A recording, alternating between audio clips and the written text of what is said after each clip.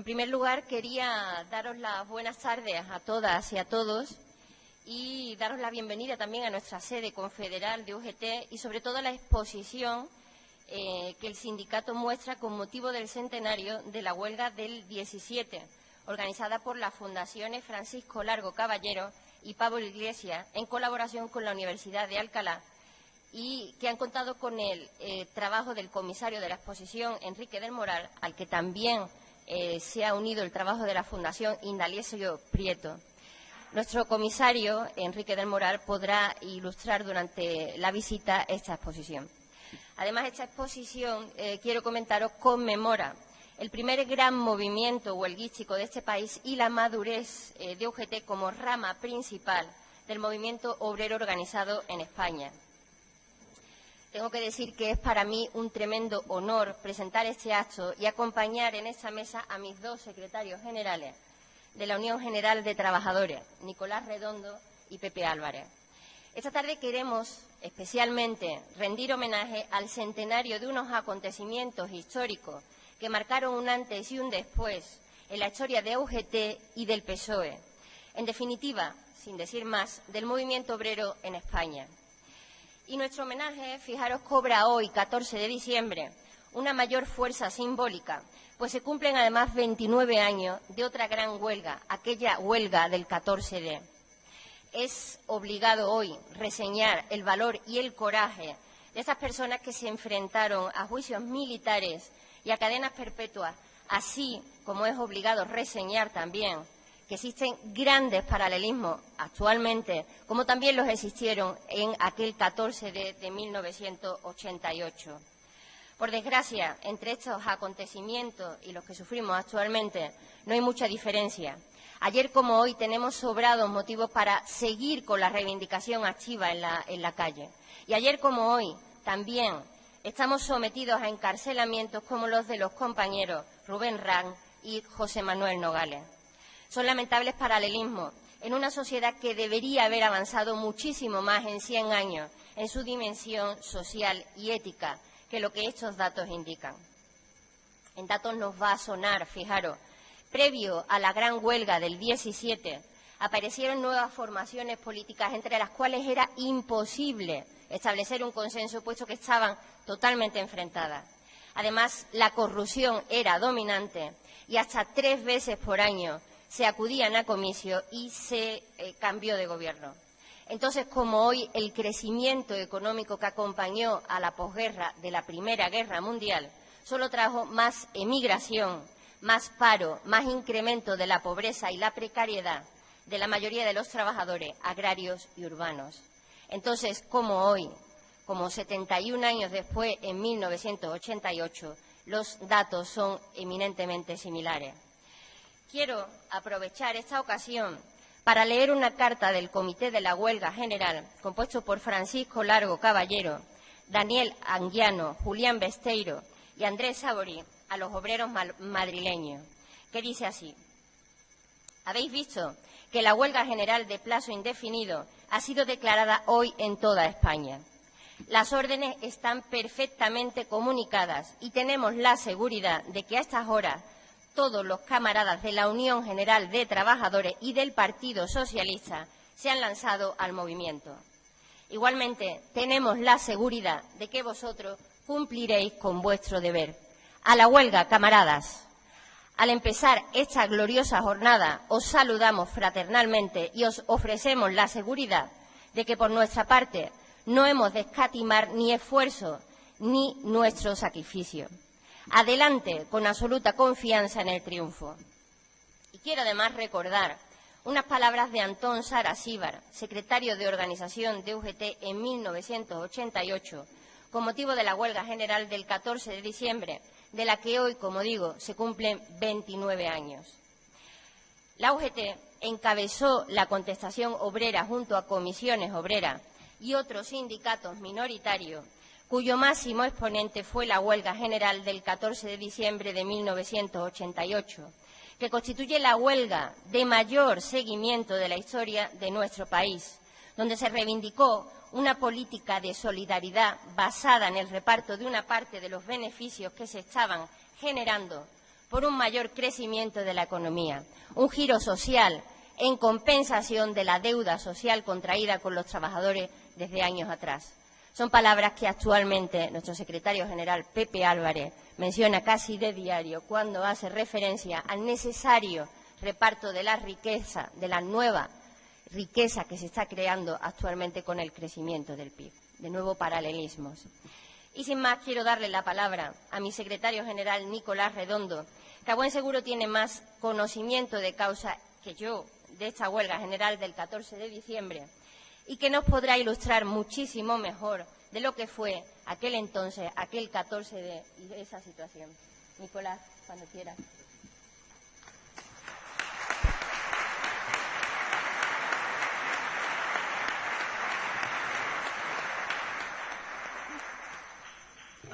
Agradecer a la Comisión Ejecutiva de la UGT y a su secretario general, el compañero Pepe, su invitación a participar en la exposición de la huelga general de 1917 y en el aniversario del 14 de diciembre de 1988.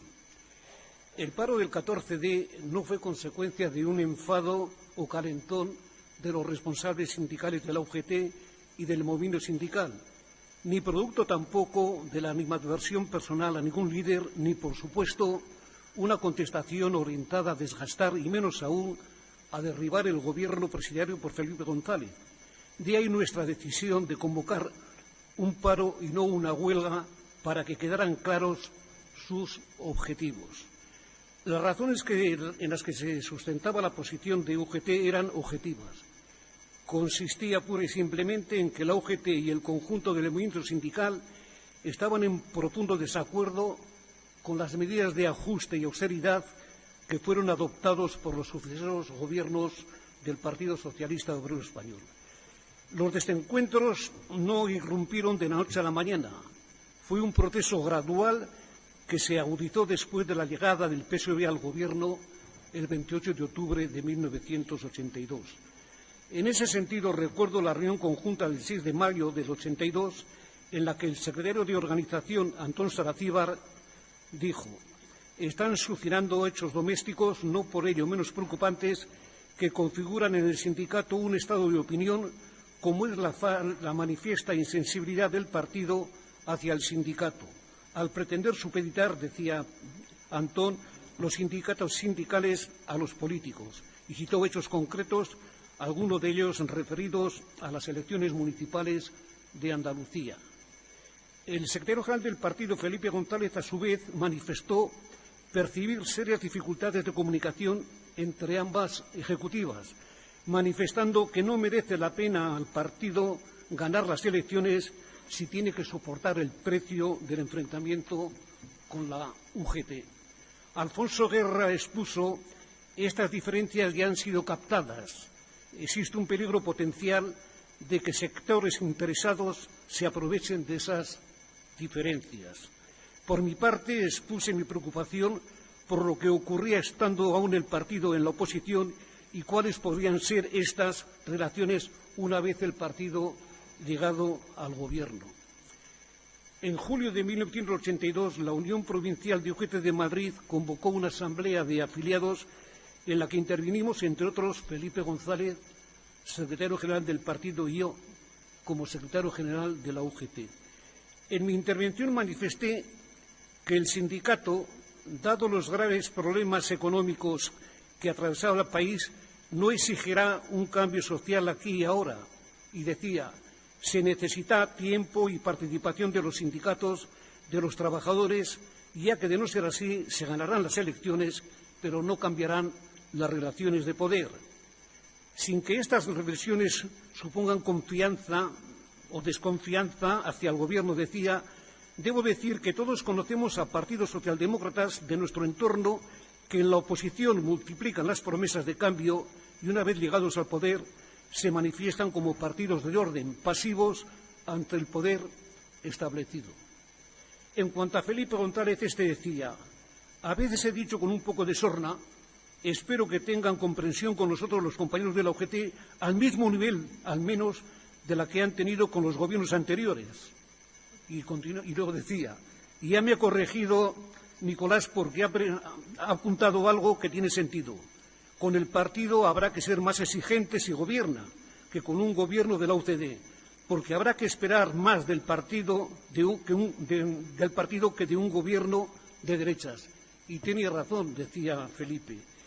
En su intervención, que aplaudí con entusiasmo y con la que ningún socialista podría estar en desacuerdo, proclamaba: a cualquier ministro se le puede seguir la pista para comprobar que del Consejo de Ministros se va al Consejo de Administración de una gran empresa.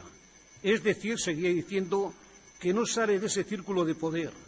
Nosotros tenemos que producir un espectáculo nuevo, público, la de un ministro que sea capaz de salir del Consejo de Ministros e irse a casa, a su trabajo, olvidándose de cualquier otro problema. Si logramos cambiar ese esquema, habremos superado uno de los mayores problemas de la historia de España, el control oligárquico del poder político y del aparato del Estado. Habremos hecho esa operación que algunos llaman, no sé si dándole todo el fondo que tiene, la nacionalización del Estado. Esto decía Felipe. Ante las elecciones legislativas del 28 de octubre de 1982, la UGT, proclive a la alternativa de gobierno del PSOE, mantuvo una serie de reuniones tendentes a llegar a acuerdos concretos de su programa electoral a cambio del apoyo del sindicato. En estas elecciones supusieron un gran triunfo del PSOE, 202 diputados, 107 Alianza Popular, 11 UCD, 4 PC, 2 el partido de Adolfo Suárez. La oposición política quedó barrida, sin capaz de ejercer la función que le correspondía. Por una parte, fue un gran triunfo de la democracia, en la que quedaba superado cualquier intento involutivo como el del Tejero en 1981, y en la que, en mi opinión, se culminó todo lo que fue el proceso transitorio. En el año 84, el Gobierno propuso negociar el acuerdo económico y social con propuestas referidas al mercado de trabajo, que eran totalmente, bajo nuestro punto de vista, favorables a los empresarios. Otro elemento significativo de aquel acuerdo fue el intento de realizar una reforma del conjunto de la seguridad social. A tal efecto se creó una comisión tripartita. Dicho objetivo fracasó, fundamentalmente porque en lugar de una reforma global sobre la seguridad social, el Gobierno solo estaba dispuesto a negociar una ley sobre pensiones. Ley de pensiones que llevó a manifestaciones convocadas por UGT y comisiones obreras y a este último sindicato a convocar la huelga general de 1985, que tuvo un gran seguimiento. A mí, como diputado del PSOE, me obligó a romper la disciplina del grupo parlamentario votando en contra de la proposición de ley. Y así llegamos a las elecciones de 1986, donde, a pesar de los enfrentamientos con el Gobierno socialista y de la poca confianza de la UGT en él, con el único fin de evitar lo peor, la llegada al Gobierno de un Gobierno de derechas pidió una vez más el voto para el Partido Socialista, participando con sus afiliados en la campaña electoral. Después de las elecciones, el nuevo Gobierno mantuvo prácticamente la misma política, con argumentos como que se establecía una supuesta realidad de causa-efecto entre el nivel de vida de los trabajadores en activo y el crecimiento del desempleo, que el paro masivo se explicaba por la fuerte rigidez del mercado de trabajo, se argumentaba que las prestaciones por desempleo eran muy elevadas y con ello se reducía el interés por buscar trabajo. ¿Quién no recuerda el sofisma de los gobiernos socialistas que, con una pregunta connotada que hacía necesaria la respuesta, decían: ¿qué es mejor, un parado o un precario? ¿Qué es más socialista, reducir la inflación o aumentar los salarios? Eran falsas antinomias, ya que ni se reducía la inflación ni aumentaban los salarios. Lo único que aumentaban eran los beneficios empresariales, como así lo proclamaba sin ningún rubor algún ministro cuando manifestaba que España era el país donde se podía ganar más dinero en menos tiempo. Había ministros que defendían una socialdemocracia, eso sí, sin sindicatos, de que sin pactos sociales se podrían lograr aumentos salariales más bajos y con menor inflación, que de seguir la estrategia de los sindicatos era un desastre para el país y para el partido de este en el Gobierno. En definitiva, creo yo que era la aplicación de una política social liberal. Esto era de un liberalismo, puede ser de izquierda, pero que en definitiva era liberalismo. Lamentablemente, nada se aprendió del pasado para mirar el futuro, un futuro cargado de malos presagios, dado el malestar social que los trabajadores, que según iba avanzando el año 1970, se iba extendiendo, y se iba extendiendo a otras capas sociales que podríamos calificar como de clases medias. En esta clara oposición al proyecto de la Ley de Presupuestos General del Estado de 1988, remitido por el Gobierno al Parlamento en materias como la protección por desempleo, incremento de retribuciones salariales y de pensiones o regresivas reformas fiscales, dimitimos de nuestras responsabilidades parlamentarias Antón Saraquíbar, Cándido Méndez, en aquel entonces secretario general de Andalucía, Emilio Castro, Suso Mosquera y yo mismo. El Comité Confederal de UGT, celebrando el 9 y 10 de octubre del 87, pedía calma y sosiego al partido, al Gobierno y al Partido Socialista, manifestando que las relaciones Gobierno-sindicato no era un problema interno de la familia socialista, como decía el Gobierno. Se trataba simplemente de encajar intereses contrapuestos inherentes a la complejidad de las sociedades modernas. El 24 de enero de 1988, en el 31 Congreso del Partido Socialista, en nombre de la UGT manifesté: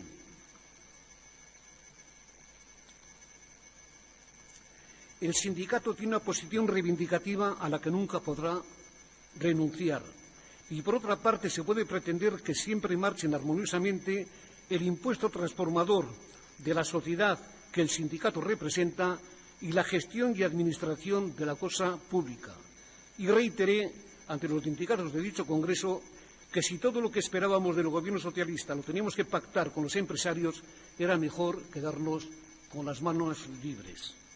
La gota que colmó el vaso fue el llamado Plan de Empleo Juvenil, que los sindicatos consideraron como una medida más de precarizar aún más el contrato de trabajo y que llevó a varias movilizaciones en el mes de noviembre y a la culminación el 1 de diciembre de una manifestación en la que participaron más de 30.000 manifestantes.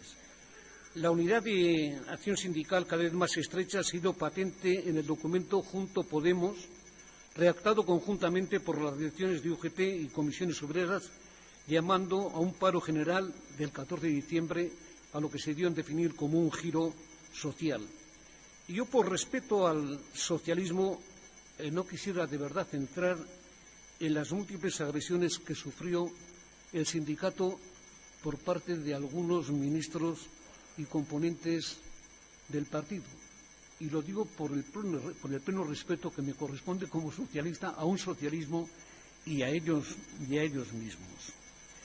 El Gobierno negoció también con un sindicato minoritario, la CESIF, el problema de los funcionarios y firmó acuerdos con una famosa, casi inexistente, que todo el mundo recordará, Asociación Cultural Unión Democrática de Pensionistas, dejando al margen las federaciones de pensionistas de comisiones y de la UGT, acuerdo que la UGT denunció ante la OIT. Fueron miles y miles de electores y militantes socialistas los que apoyaron el posicionamiento de los sindicatos. Y entre ellos también, ¿por qué no?, apoyaron Izquierda Socialista, que era un partido, efectivamente, una parte sensible del Partido Socialista Obrero Español, el Partido de Acción Socialista, el PASOK, e Izquierda Unida. Incluso llegaron a un llamamiento de apoyo al paro. En el plano internacional, el secretario general de la CIOLS llama la atención a Felipe González para que imponga la calma en el Gobierno y en el partido de cara a la huelga del 14D y le pide que pare la escalada de dramatismo verbal contra los sindicatos. Decía el secretario general de la CIOLS: yo les pediría un poco de racionalidad, que detengan los intentos de politizar una huelga que es puramente sindical. Y la Comisión Ejecutiva de la Confederación Europea de Sindicatos, en una resolución de urgencia, pidió el apoyo al paro del 14D, cuyas reivindicaciones, decía, eran muy semejantes al resto del movimiento sindical europeo.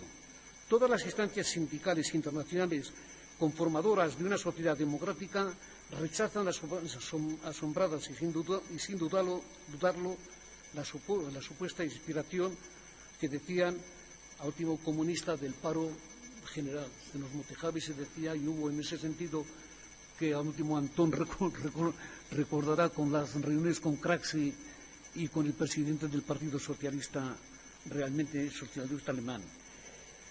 Meses antes del Congreso de la CIOS, celebrado en Australia el 14 de marzo del 88, la delegación de UGT en dicho congreso pidió, en homenaje a la celebración del centenario del sindicato, que su próxima reunión se celebrara en Madrid, fijando las fechas de tal reunión en los días 13, 14 y 15 de diciembre del 98. Y lo que en principio iba a ser una fecha fundamentalmente dedicada a celebrar el centenario de la UGT se transformó paradójicamente en la huelga o paro general más importante de nuestro país, de la que fue testigo dicha comisión ejecutiva compuesta por experimentados sindicalistas sorprendidos por la amplitud de la huelga. Se nombró un comité de huelga compuesto por dirigentes sindicales de UGT y comisiones obreras y con un plan minuciosamente elaborado por ambas centrales sindicales tendentes a organizar y a seguir la huelga minuto a minuto. Sabiendo que Madrid era fundamental a la hora de evaluar el éxito o fracaso de la convocatoria, dividieron Madrid en 20 zonas con 20 piquetes informativos compuestos cada uno de ellos por 400 sindicalistas. Eran 8.000 sindicalistas los que conformaban pacíficamente los piquetes informativos. Igualmente, minutos antes de las 0 horas del día 14, 80.000 miembros de las centrales sindicales formaron los piquetes informativos en toda España y un pequeño grupo de sindicalistas, entre los que estaba el miembro de la Comisión Ejecutiva, Apolinar Rodríguez, se desplazaron al centro de emisión de Navacerrada para asistir al momento en el que algunos trabajadores de televisión cortaron las emisiones y colocaron las pantallas en negro. El seguimiento de la huelga significaba efectivamente un profundo, realmente, éxito. Y fue, además, tuvo un método con un éxito internacional. Curiosamente, el 14 de abril de 1989, en un pacto entre el Partido Socialista y el Partido Popular, a propuesta del portavoz de este grupo, Miguel Herrero de Miñón, el Congreso aprobó un incremento de 198.000 millones de pesetas destinados a gastos sociales y a retirar lo que fuera la espoleta del 14D, el Plan de Empleo Juvenil. Los sindicatos, aun estimando positivas esas medidas, las calificaron de insuficientes, reclamaron el necesario giro social. El éxito del 14 de diciembre y los resultados de las elecciones legislativas en octubre del 89, en los que la UGT pasó de 6 a 17 diputados, creo que propició la iniciativa de Carlos Solchaga, ministro de Economía y Hacienda, de pedirme una reunión que después de varios intentos se concretó en el domicilio de José María Zupiaur, y allí me propuso que con la autorización del presidente del Gobierno era necesario abrir unas negociaciones, Gobierno, sindicatos, UGT, comisiones obreras, que dio lugar a la iniciativa de lo que se dio a llamar la iniciativa de llamar propuesta sindical prioritaria, consiguiendo con ella una gran parte de las reivindicaciones del 14 de diciembre. La prevista negociación bilateral Gobierno-sindicatos de la segunda fase, que también habíamos llegado a un acuerdo de la propuesta sindical prioritaria, se transformó curiosamente a propuesta del Gobierno no ya en una negociación bilateral, sino en una negociación tripartita de empresarios, sindicatos y Gobierno en un denominado pacto de competitividad que nos llevó al más completo fracaso y a la convocatoria de las huelgas a último de 1992 y 1994. Me interesa mucho, todavía ante algunos compañeros que sacralizan realmente a la familia socialista, por lo que quisieran remarcar, para disipar cualquier infundio o malentendido sobre una supuesta contestación de la UGT orientada a desgastar y menos aún a derribar el gobierno presidido por Felipe González, que desde el 28 de octubre del 82 hasta la declaración de la huelga del 14 de diciembre del 88 transcurrieron 6 y conflictivos largos años, que son, creo yo, demasiado tiempo para interpretarlo con caracteres atrabiliarios. La defensa de los más necesitados, la defensa de un reformismo radical, incluía también la defensa de un partido socialista que tuviera el poder de aglutinar en su entorno a la izquierda. Creo que estos fueron los factores fundamentales de la historia de UGT.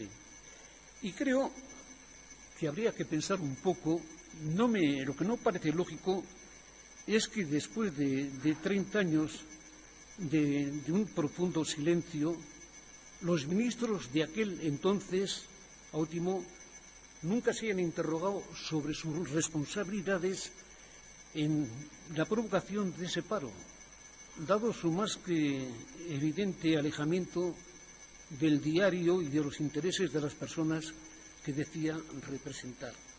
Digo que no me parece probable esa reflexión porque en las recientes memorias de un ministro de aquel entonces, este achaca exclusivamente a los sindicatos, especialmente a la UGT y a su secretario general, la responsabilidad de los conflictos sociales y de los enfrentamientos del Gobierno. Simplemente 2 hechos y voy a terminar. En uno de ellos dice, el 8 de abril, último también del 94, dice, Nicolás Redondo se despide de la Secretaría General de la UGT con el escándalo de la PSV pisándole los talones. Y en los últimos 10 años ha hecho todo el daño que ha podido al Partido Socialista. Cualquier otro que hubiera hecho lo que él había hecho habría sido expulsado del partido. Pero Redondo era el secretario general de la UGT. Y luego una cosa curiosísima también, que casi es una satisfacción, porque no solamente salgo yo ahí trabucado, sino que algunos más y algunos en mayor medida que yo. Dice en la página 354, aquel debate de la televisión, ha puesto de manifiesto ante 18 millones de telespectadores la ruptura entre la UGT y el Gobierno. Y en mi caso, en la ruptura que Alfonso Guerra o Nicolás Redondo o Olivier efectivamente a la vez me han estado engañando. No sé tampoco por qué razón sale eso.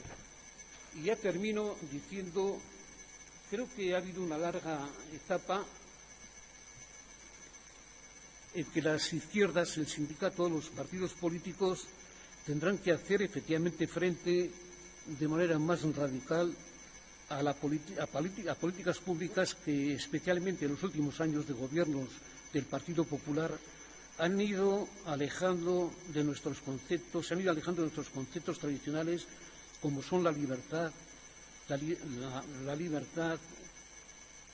la igualdad y la solidaridad con los más débiles. Creo que uno de los problemas que tenemos los de la izquierda es dar alternativas y hacer frente a una situación en la cual nos vayamos acercando a los objetivos que son tradicionales en el socialismo. Muchas gracias.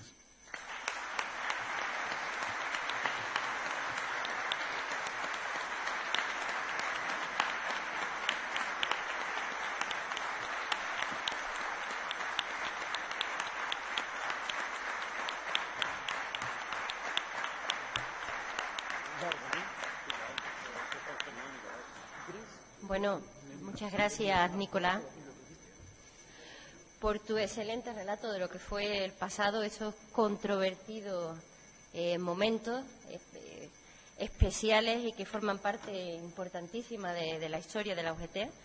Y, bueno, agradecerte, desde luego, el papel sólido que en aquellos momentos mostró la UGT, que hoy, con la perspectiva histórica, quedan más patentes y más claros. Pero bueno, también, como decía Pepe el otro día, somos memoria histórica, somos pasado también, somos presente y futuro. Por eso quiero darle la palabra a nuestro secretario general, Pepe Álvarez. Pepe, cuando quiera. Buenas tardes a todas y a todos. Muchísimas gracias por vuestra asistencia, a los miembros de las comisiones ejecutivas de la UGT que nos acompañáis, muy especialmente al compañero Cándido Méndez, al delegado de la OIT en España, al compañero Joaquín Nieto, al compañero José Antonio Romero, productor de cine y productor de la película La Cuarta Internacional, en la que también estamos colaborando, a los compañeros de Comisiones Obreras que nos acompañáis en este acto, a Gorri y a José Luis Gil, secretario de Formación. Seguro que me quedan muchas más personas por nombrar por su nombre, pero me vais a permitir que nombre a dos personas que hemos vivido con ellos unos momentos de emoción, de dureza, que son los dos compañeros de la Plaza de la Lealtad, que finalmente fueron a juicio por participar en un piquete, el compañero José Manuel Nogales y el compañero Rubén Sanz, que también nos acompañan, porque esta podría ser uno de los últimos capítulos de un sindicato que el año que viene cumplirá 130 años, que tiene una larguísima historia de compromisos con la clase trabajadora de este país y que la Comisión Ejecutiva Confederal quiere, sobre todo en unos momentos no fáciles, seguramente que mucho menos difíciles que otros, pero en todo caso los que los vivimos los sentimos como no fáciles y en cada momento la posibilidad de ver la gravedad o no, pues siempre depende mucho del momento histórico en el que se analicen. Ya veremos dentro de unos años los historiadores que dicen de este momento, pero en todo caso creemos que una organización con un historial como la nuestra tiene que recuperarlo, tiene que sacar músculo con esta parte de la historia de nuestro país en la que hemos estado implicados a fondo y ser capaces a partir de aquí de tener la fortaleza suficiente para poder encarar el futuro. Esta exposición se inauguró el día 6. Aprovecho para agradecer la presencia del comisario de la exposición, de Enrique Moral, que nos acompaña. No pudo acompañarnos el día que se inauguró la exposición.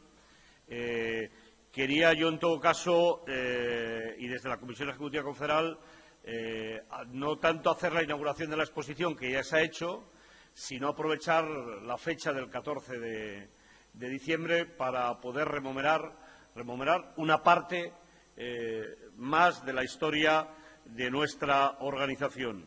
En estos 130 años de historia hay una parte de la historia que es propia quiero decir que la hemos desarrollado solos como organización sindical. En la UGT confluían todas las corrientes y todos los pensamientos del sindicalismo en aquellos momentos.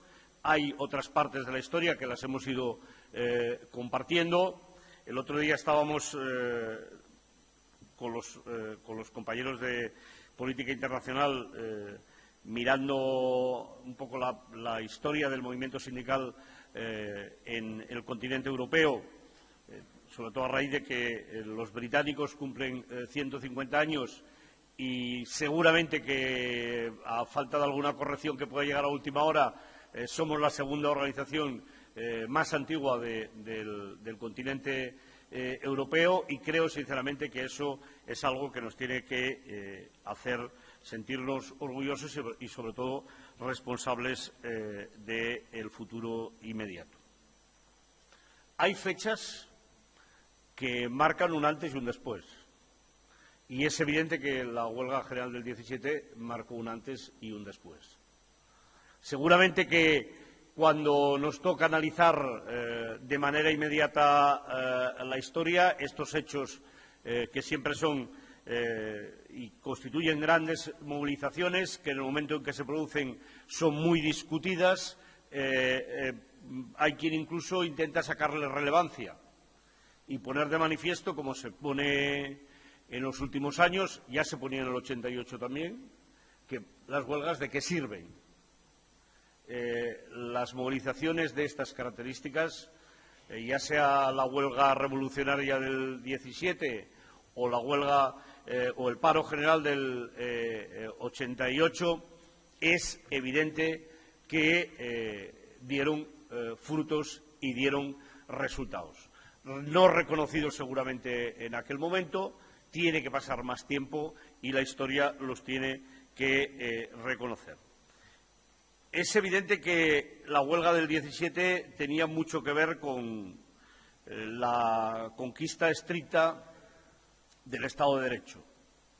Es evidente que ni el sufragio universal masculino era libre y democrático. Solo pensar la cantidad de personas que vivían en el medio rural y el control caciquil del medio rural nos daba una idea de hasta qué punto eso no podía considerarse unas elecciones democráticas y con garantías.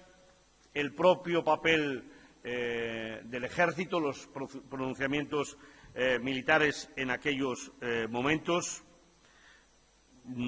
creo que también ponen de manifiesto hasta qué punto aquella huelga después desembocó en otros acontecimientos que, si no hubieran venido precedidos de otros después, seguramente que hubieran situado a nuestro país en una situación sustancialmente diferente de la que nos ha tocado vivir a la mayoría de los ciudadanos y las ciudadanas de nuestro país que hoy estamos presentes.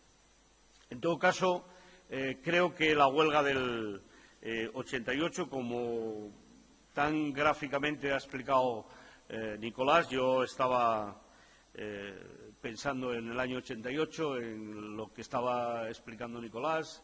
Creo que además ha sido muy prudente a la hora de explicarlo, como él es en toda su vida, austero, sin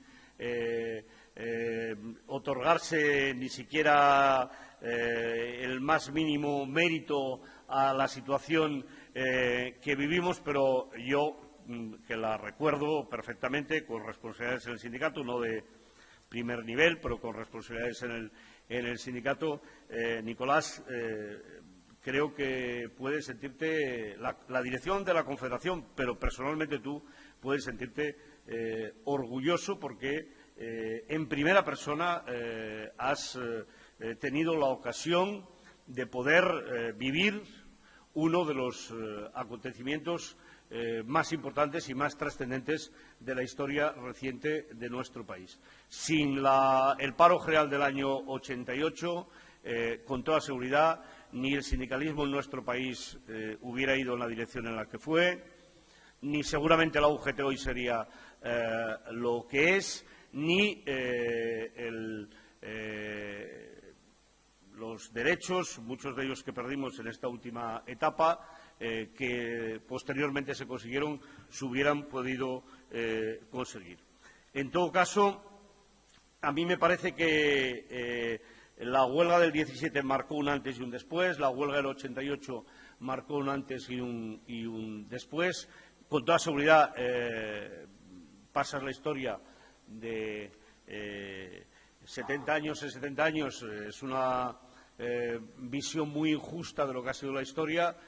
Cuando tengamos la oportunidad tengáis la oportunidad de poder ver la exposición, veréis que todo es mucho más amplio, veréis que hay centenares de miles de personas que han ido contribuyendo en este sindicato hasta el día de hoy a traernos a donde estamos, muchas personas anónimas, pero en todo caso creo que de esas dos fechas nos tienen que servir para coger impulso de cara al futuro. Vamos a cumplir 130 años. Casi siempre se aprovecha cuando el cumplimiento de los años es redondo o son 25 o son los 50. Yo creo que cualquier momento es bueno para poder mirar hacia atrás y proyectarnos hacia el futuro, y desde la Comisión Ejecutiva Confederal queremos que esta efeméride sea un elemento de relanzamiento de nuestra organización, de la acción sindical de nuestra organización, pensando en el pasado, en el presente y en el futuro. Queremos recuperar el pasado y queremos recuperar la memoria de todas aquellas personas que a lo largo de la historia han sido víctimas de represalias, han sido víctimas asesinadas durante la guerra civil, durante la dictadura y antes. Y en ese sentido vamos a hacer un trabajo a fondo, todo lo que nos permita los medios que tengamos como organización y todo lo que nos permitan los familiares vivos de las personas que han padecido estas situaciones. En primer lugar, por respeto a la historia. No hay ninguna posibilidad de que en este país haya reconciliación si no somos fieles a nuestra historia y situamos a cada uno en el lugar que le corresponde. Hace unos días, Cándido también estuvimos en Madrid con los compañeros de la limpieza viaria de Madrid, reconociendo a 11 barrenderos que fueron asesinados cuando entró el ejército fascista a Madrid. Reconociendo también a los centenares que fueron despedidos sencillamente porque eran militantes de la UGT o sencillamente, en algunos casos, seguramente porque había que hacer sitio para los falangistas que querían ocupar las plazas que ellos tenían como barrenderos en Madrid. Y es muy gratificante ver cómo los bisnietos, había algunos bisnietos, se emocionan pensando en sus abuelos y pensando que finalmente, aunque sea después de mucho tiempo, se recupera la memoria histórica de sus familias. En ese sentido, nuestras organizaciones en el conjunto de España están trabajando para poder ir haciendo estos reconocimientos y actuar, porque yo creo que no se puede decir que hemos cerrado este periodo de nuestra historia de manera digna mientras tengamos personas, mujeres, hombres en las cunetas de nuestras carreteras sin que se les haga un reconocimiento y a la vez puedan descansar en paz, que seguramente que ya están descansando, pero que hay mucha gente que seguramente que piensa que no están descansando, reconocidas por sus familiares. Queremos aprovechar el 130 aniversario para también proyectar la organización del siglo XXI. Por eso vamos a trabajar en la elaboración de un manifiesto del 130 aniversario que reconozcamos aquellas cuestiones que hace 130 años no formaban parte de las necesidades, de las prioridades, de las sensibilidades de la sociedad y hoy la forman y la tienen que formar además y nosotros queremos contribuir a que sea así. Desde el feminismo, pasando por el reconocimiento de las libertades desde la perspectiva más amplia. Creo que en este país este proceso de reconocimiento que hemos venido haciendo en los últimos años tiene que pasar a formar parte del núcleo central ideológico de nuestra organización, porque con toda seguridad eso es lo que nos va a situar en el siglo XXI en mejores condiciones para poder abordar el futuro. Yo ya os convoco al 130 aniversario, también con la perspectiva, y voy a ir terminando. Hoy lo decía en la manifestación que hemos tenido de la Federación de Servicios de empleados y empleadas de los servicios públicos con relación a la ley de presupuestos, también con la idea de ir situando algunos paralelismos que se empiezan a dar.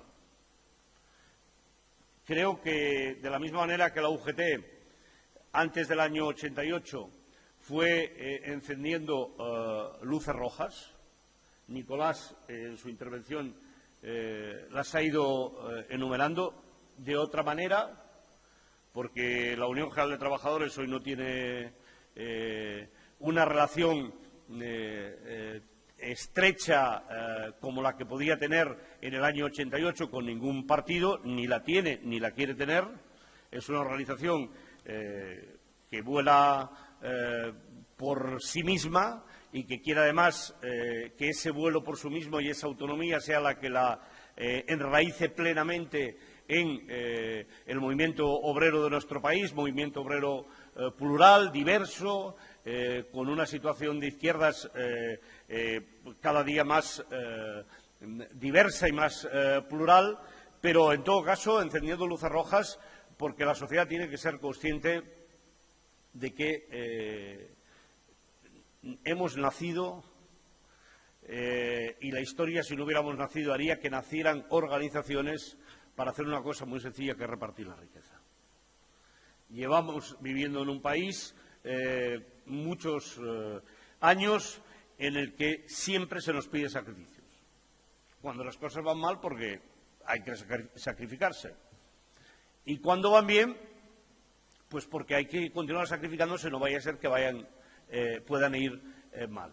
Y este momento en nuestro país ha llegado y todo el mundo tiene que ser consciente de que un país que lleva 3 años creciendo en un torno del 3%, que la perspectiva que tenemos de crecimiento es igual o superior. Es un país que ha ido durante los años anteriores con un proceso de recorte de derechos absolutamente brutal, de derechos y de libertades, pero de derechos absolutamente brutal. Cuando hay un proceso como el que estamos viviendo, es un país que tiene que empezar a repartir la riqueza que se está generando. Y hoy, compañeros y compañeras, todos sabemos que en relación con el principio de la crisis, en realidad, aquella primera idea que se nos lanzó de que era necesario hacer una bajada de salarios como consecuencia de que ya no podíamos hacer una devaluación de la moneda, si no recuerdo mal, de en torno al 25%, que es lo que se decía entonces, en realidad se ha hecho. Y no se ha hecho del 25%, se ha hecho desde una perspectiva general. Pero hay a colectivos que han entrado a trabajar en el último periodo, que estamos hablando seguramente de una devaluación salarial de en torno al 40%. Y eso no se puede mantener en el tiempo. En ese sentido, creo que también el recuperar la historia, aquellos momentos, ver cómo fuimos capaces de encontrar salidas, también nos tiene que acompañar en estos momentos a empezar a trabajar en alternativas que nos puedan hacer sencillamente cumplir nuestra obligación, que no es otra que repartir la riqueza, que no es otra que servir a los intereses de las personas más desfavorecidas, que decía antes Nicolás, y que hoy no son solo las personas que tienen una pensión de miseria, no son solo las personas que están desempleadas, sino que son muchas personas que tienen trabajo y que, a pesar de tener trabajo, continúan siendo pobres. Muchísimas gracias a todos y a todas por vuestra asistencia.